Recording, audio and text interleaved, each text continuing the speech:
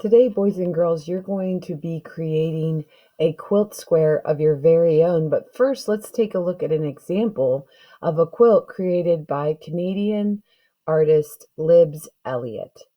Libs Elliott uses coding to create her designs for her quilts and then cuts out her parts to arrange them and create a united theme within her quilt. In this quilt, she's using specific shapes and repeating those shapes over and over, triangles and squares. We're going to be using Libs Elliott's example as the starting point for our own school-wide collaborative quilt.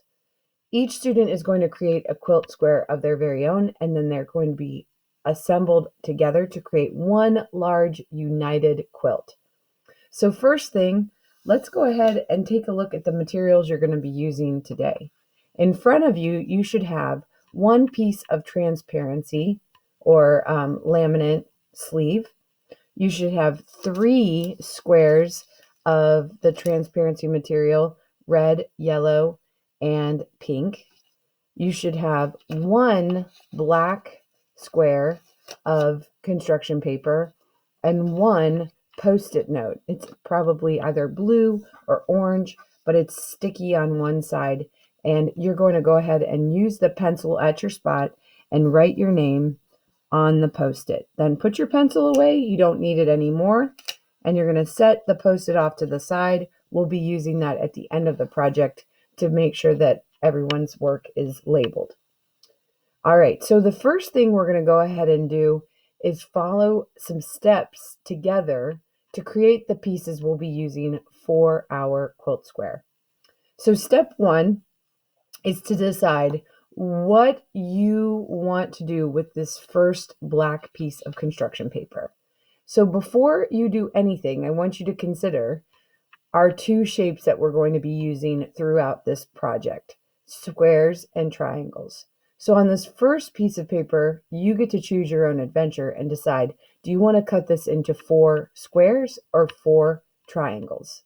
If you'd like to cut this into 4 squares, first thing you're going to go ahead and do is cut it down the middle in half so that you have 2 rectangles, and then lay one on top of the other, and then go ahead and cut it in half again, and now you should have 4 squares.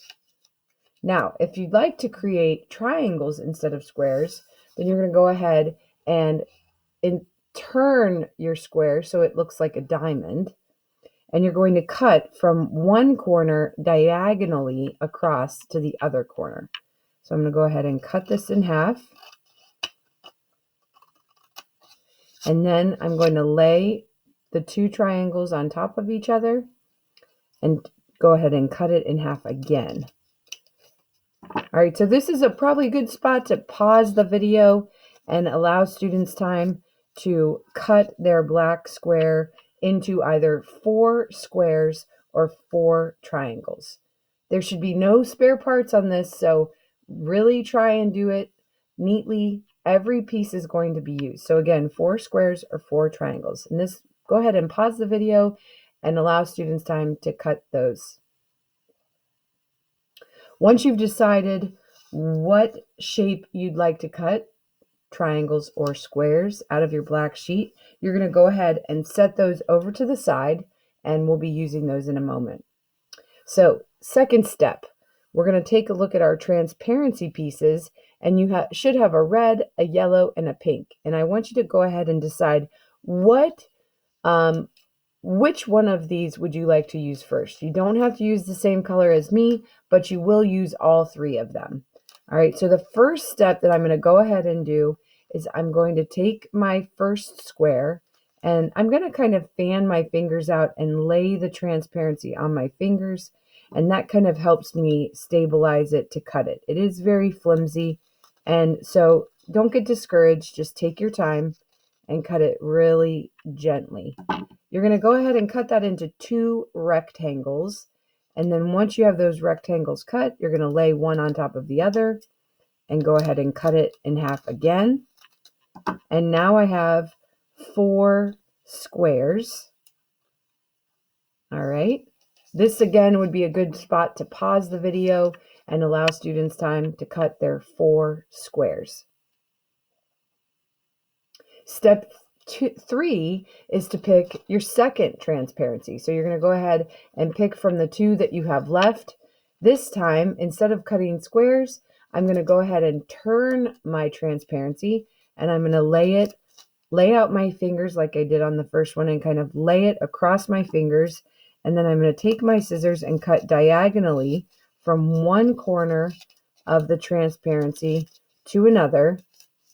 And now I have 2 large triangles. So I've got 2 large triangles and 4 squares out of my first. Again, this would be a good spot to pause the video, allow students time to go ahead and cut their 2 large triangles. Step 4 is to take the final piece of transparency, and this time we're going to go ahead and turn it on its side, and we're going to cut it in half diagonally from one corner to the other. See, even I have a little bit of trouble, but I'm just kind of going gentle and slow. And now I have 2 triangles. I'm going to lay those one on top of the other. And then I'm going to cut those triangles in half. So now I have 4 triangles that are in one color, 2 large triangles in another color, and 4 squares. And I also have my black piece of construction paper that's either cut into squares or triangles. So I'm going to go ahead and move these over to the side. This again would be a good spot to pause the video and allow students time to cut their parts. Once all your parts are cut, this is where we're going to start arranging our parts to create our own unique design. So the first thing I want to go ahead and do is check my lamination sheet, and you're going to notice that it has 2 pieces stuck together. I have the stuck edge at the top of my table, and I'm going to go ahead and open up the top flap and kind of bring it back. And I have my bottom piece. It's kind of like a peanut butter and jelly sandwich. I'm going to have a piece of laminate. My parts are going to go on the inside. So the laminate is like the bread. The parts are like the peanut butter and jelly. And then the top piece of laminate is like the other piece of bread. And it's going to close over top of my parts once I'm done arranging them. All right, so this is where the fun comes in. This is like a big puzzle. You get to decide where the puzzle pieces are going to go. So first thing, maybe you start with one color and just simply start arranging those on your paper. You're going to notice that the transparency pieces like to stick to the laminate. So if you like setting it up, taking it off, trying again, really think about what you're doing, because you can always rearrange and move things. It does not have to stick where it is. You can rearrange it multiple times before you find out your final composition and what you like. All right. So again, every piece has to be used in your design.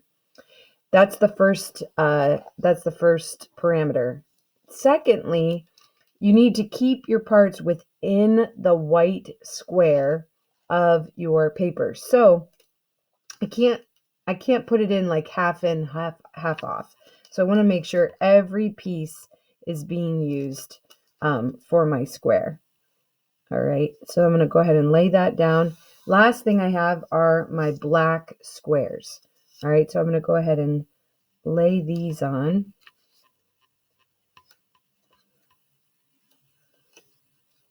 Just like that.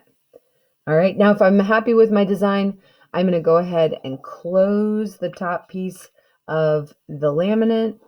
I'm going to take my name tag and stick it to the front of my quilt square, and then I'm going to raise my hand and the teacher will come and collect your quilt square. Please don't lift it up to show off to people, because the pieces might become loose and fall out of place of where you wanted them to be.